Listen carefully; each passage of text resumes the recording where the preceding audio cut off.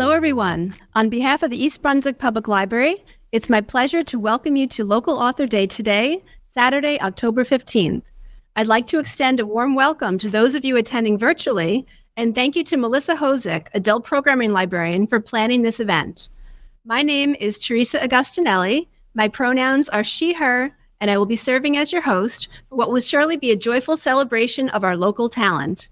As a reminder, a selection of our panelists' books are available for sale here today, and panelists will be on hand to sign purchase copies of their books. Also, some of the panelists have QR codes and website information for books that are not here today. So for the first part of our panel, which is for half an hour, I'll be asking questions, and then I'm going to be opening up to questions from our audience for the final 10 minutes. At this time, I'd like everyone to silence or turn off your phone before we get started.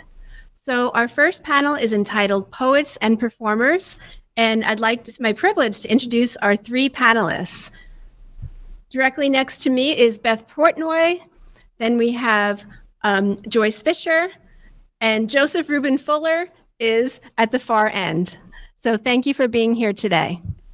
So my first question, actually, before we get started, would the panelists like to share information about your websites or social media handles? Fine. Yes, I am on Instagram, and my name is Joyce Fisher Poet 65, and there's a lot on there. It's a large page. Thank you. I am Joseph Reuben Fuller, Reuben like the sandwich, Reuben. My Facebook, Instagram are all Joseph Reuben Fuller, and my website is josephreubenfuller.com. I'm Beth Portnoy. My Instagram and TikTok are at Beth Portnoy Writes, and all my other links can be accessed directly from there. Okay, thank you. I know I visited them all, and there's so much great information. They're just very generous with their content, and it'll really grab you to learn more about them. So this is a question for every panelist. What has inspired you to become a poet? And also, what inspires your individual poems? I'll start to my left, and we'll move there, and then next time we'll do the other way. Honestly, what inspired me to be a poet is the fact that you can write whatever, and it does not have to abide by any rules per se, except for the ones that you choose to work with. And absolutely anything inspires me to write poetry. Honestly, I've written poems about being annoyed at being stuck in traffic, and some deeply existentialist ones. It varies a lot. But I have to thank just several English teachers in my life for inspiring me to write poetry, because that's kind of what kickstarted the origin story. Okay, thank you. I was inspired by a friend a number of years ago who shared her poetry with me, and I wasn't inspired to write it. I was just inspired by her writing. It was so real, and I guess it's perhaps called modern poetry, but it was not like anything that I had read as a child when I was really into the regular classical poems. And it dealt with life, and it was so very real. It was some of them were touching, and some of them were beautiful, and some of them were angry. I mean, it was life itself, and I could relate to it. So I guess eventually when I started writing, perhaps I had the nerve to write that way because it was quite acceptable. It was just easy to do. Thank you. I became a poet because I was a bit of a chatterbox growing up. I would tell my business all the time, and I would get in trouble for it. So I had to learn another way in order to get my thoughts and experiences out. So I started writing. Life in general inspires me. The things I go through, things my children go through, pop culture in general. So I don't have a restriction as far as the topics and concepts that I use. Thank you to everybody. Could you please describe your writing process? Do you maintain a set schedule, or do you write when inspiration hits? So actually, we're going to start with Joyce, and then we'll move on to Joseph, and then we'll come back to Beth. only write when inspiration hits. I don't plan anything. I think that's what I love about this. There's no stress and there's no system. I don't have to sit and worry about whether it rhymes or which words are correct. I just write spontaneously. Thank you, Joyce. I am the same way. For poets, we have National Poetry Month, where we try to write 30 poems in 30 days. And every year I say I'm going to do it, and I never get all 30 days. So it's just always when the inspiration hits, I try to get as many thoughts out as possible. Obviously, for me, it's the same. I only write when inspiration hits, but it's a bit of a training process, I think, in getting inspiration to hit, because for over a year now, I've had a project where I tried to write a poem a day, every single day. It was really tough at the start, trying to get stuff out. A lot of them felt artificial and needed quite a bit of editing to get them to sound good. But since I've had quite a few diamonds in the rough and quite a few that just came out polished, and it's a work in progress, obviously, but I was inspired by that same poetry month, and it's worked for me since. I continue to this day, write a poem a day, every day. Some of them I like more, some of them I like less, but it always ends up flowing at random times of the day, and it just feels right, I guess, for me. Thank you. My next question is, actually, I want to ask you to share. Could each of you, starting with Joseph, share 1 to 3 lines from one of your poems and tell us a little bit more about its meaning? So we're going to move from Joseph, Beth, and now Joyce after that. I'm trying to do better at being better. For better or worse, my worse has to do better, because if worse comes to worse, that negative wouldn't be positive or cancel each other out. So those lines are from a piece entitled Seasoning to Come Back With. It was a point in my life where I hadn't written or performed in quite a long time. So it was more so my introduction back into the poetry / spoken word field. So as I'm trying to do better at being better. For better or worse, my worse has to do better, because if worse comes to worse, that negative wouldn't be positive. So negative, positive, obviously, it wouldn't link out. So that's the beginning. A lot of times what I do with my poetry is set something, the groundwork. I write it like a paper, like an essay paper. So that is the beginning to bring everybody in along to my journey. Thank you. Well, poetry is very new to me, but writing is not. I've always written. Writing comes very easily to me, and I'm very lazy about it. The only time I write is if I'm inspired or moved or something. I will hear something that, I'll see something very beautiful and write about it. I'll see something that's painful. I try not to be political, but obviously there are things that do disturb us. And there's such a variety of interests that I have. And then, of course, I have a lot of interests, my own. Many of my poems deal with social issues. And I have no problem writing them. They just come too easily. I sometimes feel guilty. Thank you. Thank you. My favorite ending to one of my poems from my second book, The Sunday of Summer, is once upon a time, a poet lacked a rhyme scheme, and so she wrote haikus. It's a reflection mostly of one of my favorite poetic structures where I can't stop myself at a single haiku, so I just take a lot of them, and usually an ABC rhyme structure.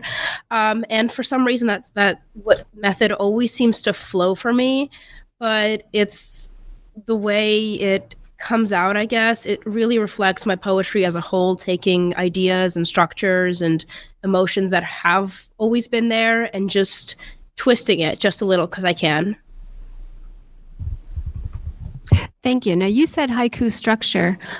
Is that something that you learned like in school, that you learned different structures for poems, or research on your own that you looked into? And I'd like to actually ask all three of you that question with your structure for your poems.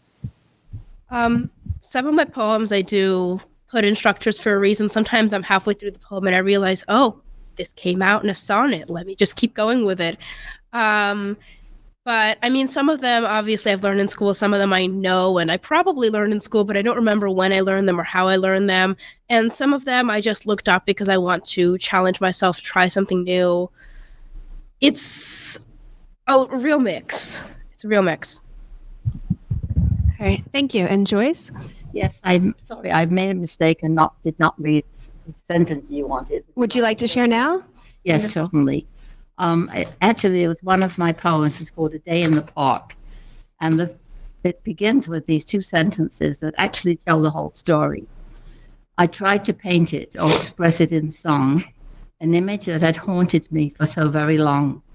And it goes back to when I was about 16 and took off from school during lunch hour and found a park nearby. And a vision, something that I visualized during that day while I was relaxing, it just kept flashing back throughout the years, like different spaces, and every time it came up, I thought I really have to paint that. It was an image I wanted to paint, but it required a lot of preparation in order to take it from my head and put it in something that I could copy and paint it. So I never did. But then it came up at an opportune moment when I was writing poetry, and it just. The memory came back and it just flowed right out, and it felt so good to have captured it, and in that way it was a very good feeling. Thank you. Okay, and Joseph? Could you repeat the question? Oh, Beth had mentioned the format of haiku or structure for different poems. Do you have that in your mind when you are creating poems, like the structure that you're using from things based on what you learned in school or listening to music or more? Growing up, my introduction to poetry, so I was introduced to traditional forms as far as sonnets and haikus and writing in iambic pentameter with beats and meters and quatrains and all of that. As I've gotten older, I tried to develop my own style. So a lot of my writing isn't external rhyming, it's more internal rhyming. I like to use a lot of similes, metaphors, wordplay. But based on the concept or style of the topic of what I'm doing is where I pick from every area and then decide what to do. So it's like a picnic basket. You're creating a meal. So that's what I do with my work. I love that. So actually, I'm going to ask another question of Joseph while you have the mic. What particular musicians have inspired you? Musicians. I like Jill Scott, Erykah Badu, rappers as far as Jay-Z and Nas. I like Michael McDonald, a lot of his stuff. I don't have I'm all over the place, but those are the few people that have inspired me. So when I do listen to their music, it puts me in a certain mindset as far as creating. I can definitely relate to Jill Scott with that performative quality to her work, how that would inspire you as a spoken word poet. Yes. Yeah, thank you. Okay. And for Joyce, is the creative process different? I know that you were a painter for much of your life, and you've recently become a poet much later in life. Is the creative process the same or different for creating paintings and poems? No, very, very different, of course, because painting, first of all, cannot be instantaneous. You have to do a lot of projects to prepare for it. So it's something that isn't something you think about well in advance, or you have visually you're seeing something. I did life classes and mainly painted the human body. People interest me more than anything. And with poetry, I don't give any thought to it beforehand. Frankly, most of my poems I write in the middle of the night, between 3 and 5, and I wake up and they come out, they pop out of my head. And the biggest project is to have a piece of paper or a book next to me to try to remember to have it and write it down as fast as I can. And what amazes me is when I read it through, it's a finished poem, and somebody asked me, why do you put rhyme so much? And I said, I have no choice. It either comes out in rhyme or it comes out, as prose. So but it works.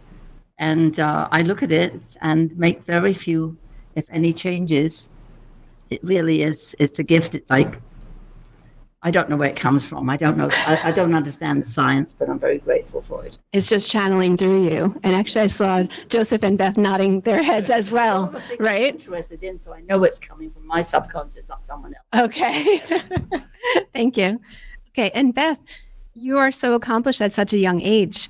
Can you name anyone that you could identify as a mentor, or whether it's someone you know personally, or a poet, or an artist, musical or otherwise, that inspired you? For me, there's a mix. The first poem I wrote in my modern poet writing style, that I don't automatically cringe at reading, it takes me a line or two, was written in 8th grade English class. Miss LeClaire, fond memories of that class. She had us write poetry, and I realized that, I actually kind of like this. But I didn't really start writing poetry till later, when I heard Amanda Gorman's The Hill We Climb, and I realized that this too is poetry. It does not have to be Shakespeare, which I am not a fan of. And I realized that I could write things that aren't necessarily in centuries-old style, and they'd still be poetry, they'd still be real, they would still echo within people, and that it could work. And since then, honestly, there's been a mix of small influences by a lot of people, support from people in my life, and just this partially unearned, and since then I like to believe earned, audacity that I could do it. And what was there really to stop me? And it's mostly a lot of impulsive why nots that's got me where I am today. I love that, the way you put that.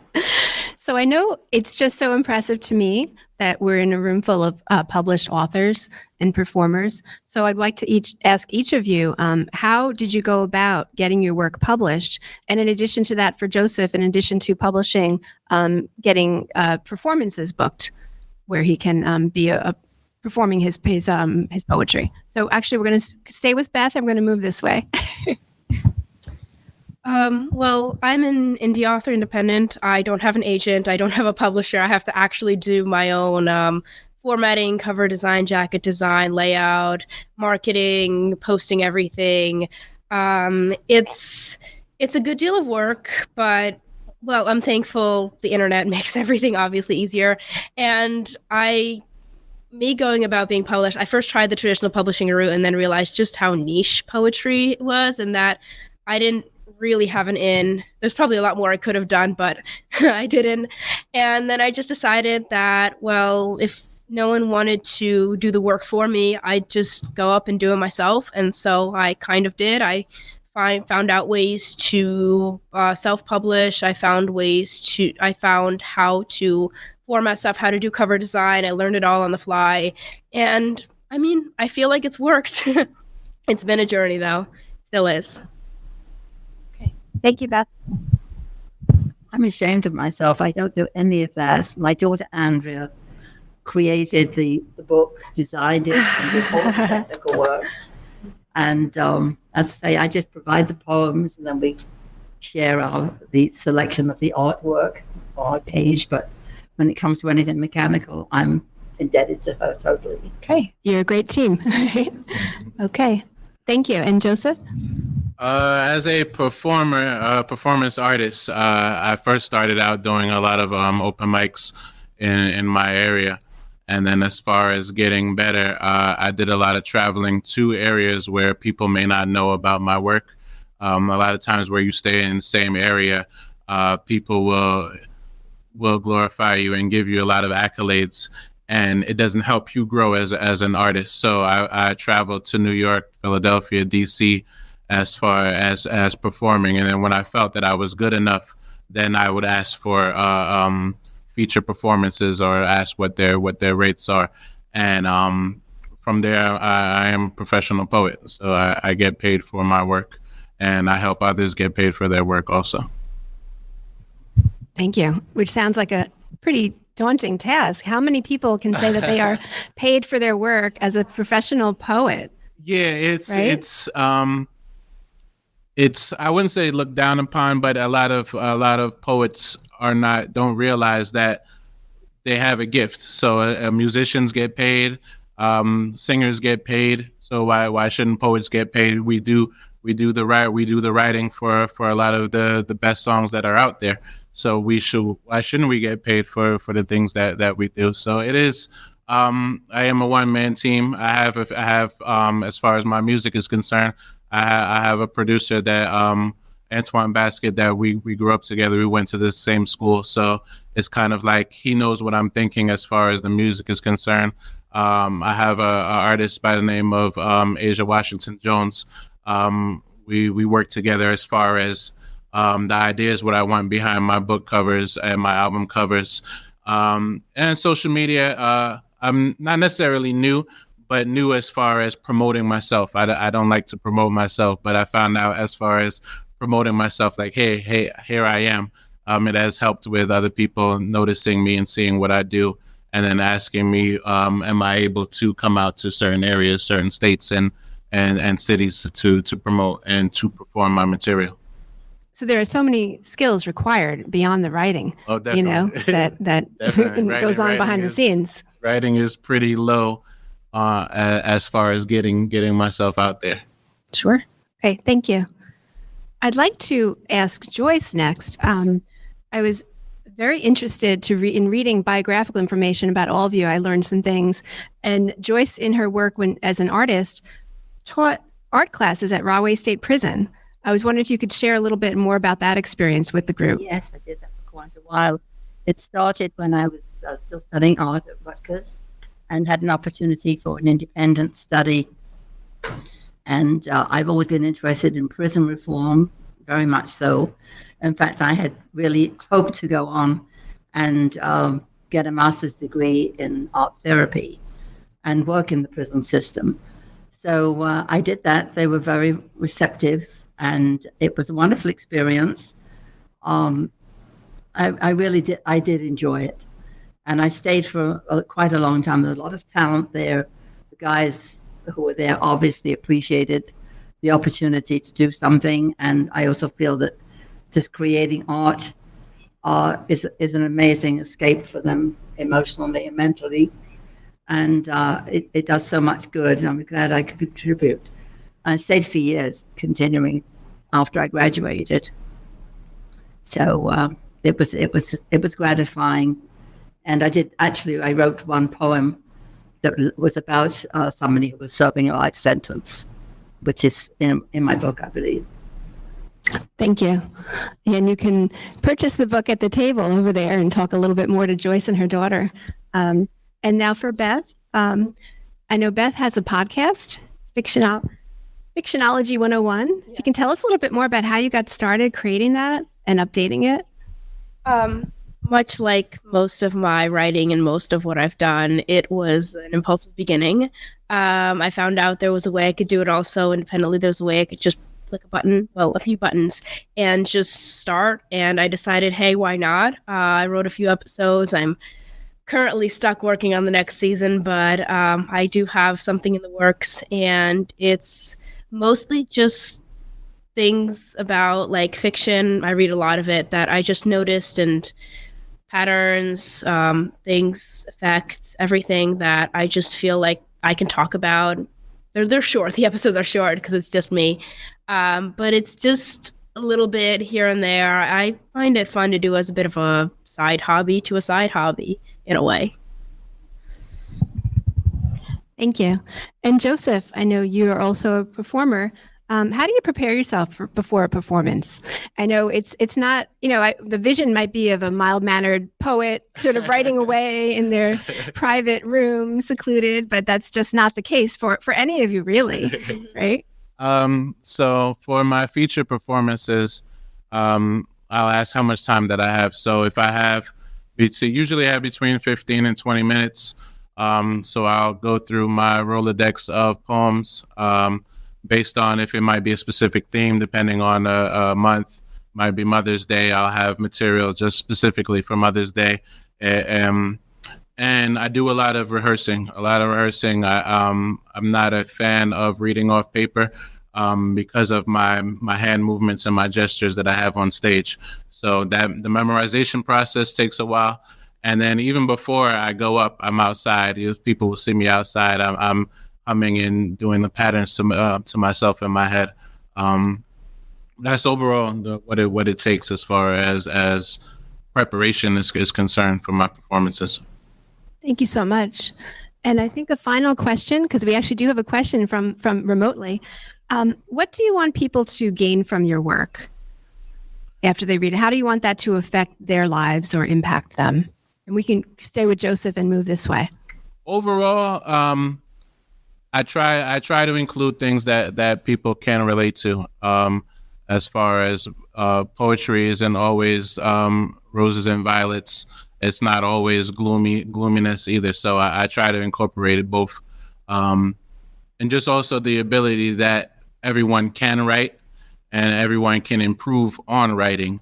And just as a way to get things out. I know there's just a lot of issues and just things people need an escape overall. That's what poetry is for me, just an escape to get my thoughts out. And it also builds confidence in me as far as what I am promoting.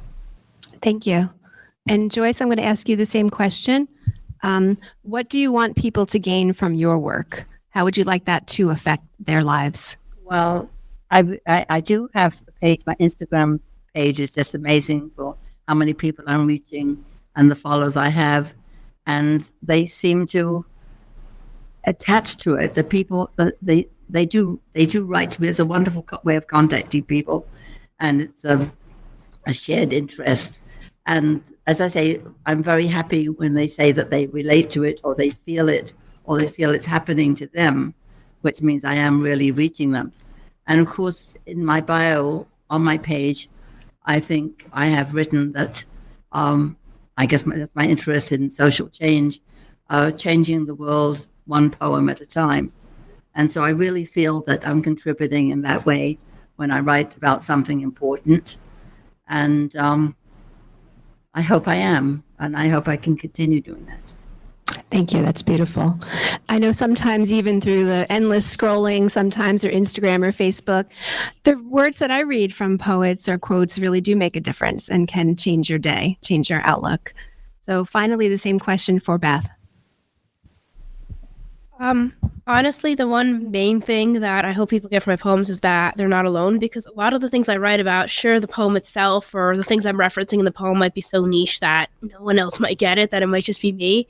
But the fact of the matter is that all the feelings, all the themes, all the emotions, all the ideas are relatively universal, despite how niche, small, and just uneventful some of them seem.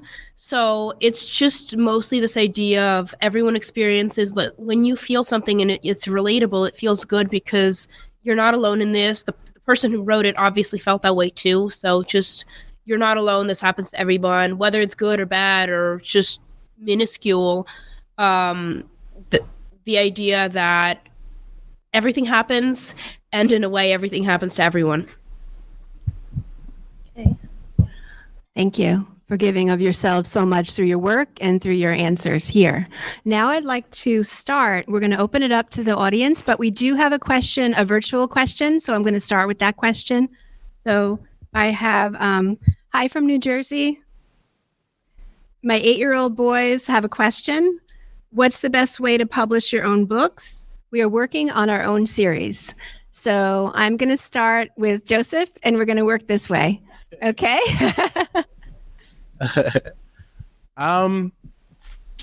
Being brutally honest, I feel the best way is to promote in your community.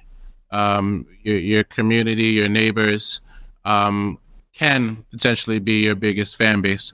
I feel a lot of times people will go for books and think that they're going to be #1 bestsellers overnight, instead of starting small. The people in the area. So especially being the children being 8 years old, the school in general, their elementary school can be their biggest supporters as far as their teachers, to the people that see them, that know who they truly are. those should be the first ones to purchase and to push forward and to congratulate what they're doing. Okay, thank you. And Joyce, do you have any suggestions for an 8-year-old boy that would like to publish a series? No, I know how publishing, how difficult it is. And as I say, having not done it, I really can't offer any assistance. All right, thank you. And Beth? I can't say I was that young when I started writing or when I published, but just have what you want to publish first. Just write a lot of writing. The publishing process is all easily researchable. A few Google searches, I figured out pretty fast. The learning curve isn't even that steep. I think it's mostly the actually getting there, writing something, and really sharing it, because if you don't feel comfortable sharing something and having your parents read it, you won't feel comfortable having strangers read it, though that's a bit of a stretch, but it's the bare bones of it.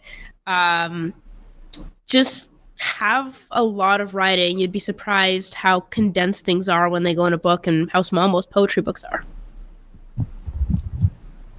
Thank you. So now we're going to invite everyone here. If you have a question, we just ask that you would come up to the microphone so everyone can hear, people who are coming in virtually and also here in person. So would anyone like to ask a question of our panelists? This is a great opportunity to pick their brains. I tutor a lot of kids, mostly little kids. I tutor them in math and a lot actually in like English and writing. And oftentimes when they're struggling with essay writing and things like that, they ask me the question, okay, I'm learning how to write an essay, but why? Why do I need this? How is this helpful to me? And I oftentimes struggle explaining to them. I'm like, well, you need to learn how to write an essay about the Great Gatsby because you'll need to write essays about other things. And they're like, but why? So kind of, could you help me give an explanation to all those students as to kind of the real usefulness of writing? Because there obviously is one. Okay, so for our 3 panelists, if you were talking to students about the usefulness of writing an essay and they're asking, what's the purpose of this? Why do I have to do that? What would be your answer? I was a pre-K teacher in my past life. So I taught 4 and 5-year-olds. What I could say is just writing and reading. So that's more so the thing, writing and reading. It helps with confidence. It helps with confidence. It helps with being able to stand up for yourself. It helps with being able to speak in front of an audience. Overall, those are things that are necessary in life. Just being able to navigate through language. I think that's one of the most important things, how your students will be able to grow and flourish. Thank you, Joseph. Joyce, would you like to comment? Yes, of course, they have to know that ignorance is not bliss. And if they want to communicate with people and get their thoughts out to other people, then they do need to learn to write well. And also they should realize that there's a joy in writing, that they can look into themselves and write about themselves, and there's discovery just in that. So I think you can teach children of any age that concept. Okay, thank you. And Beth? I guess, well, writing is an essential life skill. I think we all know that or eventually realize that. But it's also that different types of writing translate to other types of writing. When I started writing poetry, my essay writing skills in school improved by leaps and bounds, which honestly surprised me a lot. But just writing anything will help you even if you end up being a doctor and you have to write up papers in med school that have absolutely nothing to do with poetry. Having written poetry or having written essays on the Great Gatsby, you can translate that, and it just helps you get far.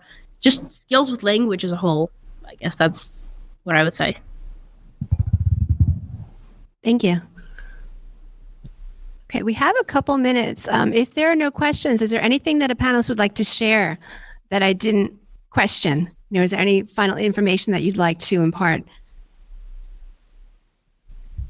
I think I read this one quote somewhere. I honestly don't even remember where, but poetry is the music of the soul. And I guess that makes sense because some of us feel like we could get lost in music, and poetry is the way to let that pour out. So it's a quote I live by a little bit. Thank you. I probably said everything before, but actually it's a source of great comfort. And just because they come out like, as I say, they pop out, they write themselves, it doesn't mean that my own personal feelings are not in them. They're in them. And then when I read them, I sort of actually enjoy reading, and I'm learning about myself when I read what I've already written, which is strange, but that's why I say it's very much, it's a very personal thing. But I get great comfort from them, and I really do. It's something I enjoy. It's a gift that came to me very late in life, but I'm very grateful for it. Thank you. And we're going to close it out with Joseph. I believe I've said everything. I am a poet. That is who I am. That's every day, even at work. My coworkers say that I speak in poetry. This is something that I enjoy doing. It's passed down to my children. My children are performers. My oldest daughter just performed at Montclair State University, so it's helped her with her confidence. Like I said, public speaking, and writing in general. It has helped and it has brought me a long way. Congratulations to your daughter. That's great. I was happy Joseph to be this. Oh, he did, right? Oh, did you? I think he read, right? I didn't. Yeah. Oh, she I think she wants to hear an entire piece. Oh. Do we want to do that? Yeah, I could do something. That would be awesome. I'm trying to do better. I am trying to do better at being better. For better or worse, my worse has to be better, because if worse comes to worse, that negative wouldn't be positive or cancel each other out. Damsels in distress reveal trust issues at the stress factory. At the stress factory, I laugh the pain away. The pain from the window still sits in still cylinders, dazzling thoughts on the John. When I gave my dog a pound of solid advice diligently, I've willingly willed my way to not lose, more so usher in which would not sit in its proper aisle, always have wings. My archangel embarked in fables and brought them to fruition. Intuition is bishop in a battle with cable, too direct to view. Papers sometimes shield the news, captain of ironing, so the steam from the water stream will increase when my hawk eye reaches its ultimate vision. Prison is no position for my bar, so the idiosyncrasy is mountains of nuggets in jars, not one for the clubs, but I always aim to shoot under par, and my moon and stars talk isn't reserved solely for the night. My delight is when ladies throw knickers. I'm in love with Snickers, but I'm fed when off with the head comes from the feminine regimen. To be blunt, I'm trying to be heard and read, man, but to be Reggie. I'm trying to do better at being better, live life better, playing safe than sorry, though in sorry, I always took my men from the life and went for broke when trying to direct in this new movement. My new movement is to move when Bo learns to tie his bow tie, and whether I wins or not, the goal to permanently succeed will be achieved. Thank you. You're welcome. Well, that's some way to close out the panel. Okay. Thank you to everybody who's here, and thank you to our three panelists. Thank you to Melissa for putting this whole thing together. I appreciate everybody. Thank you.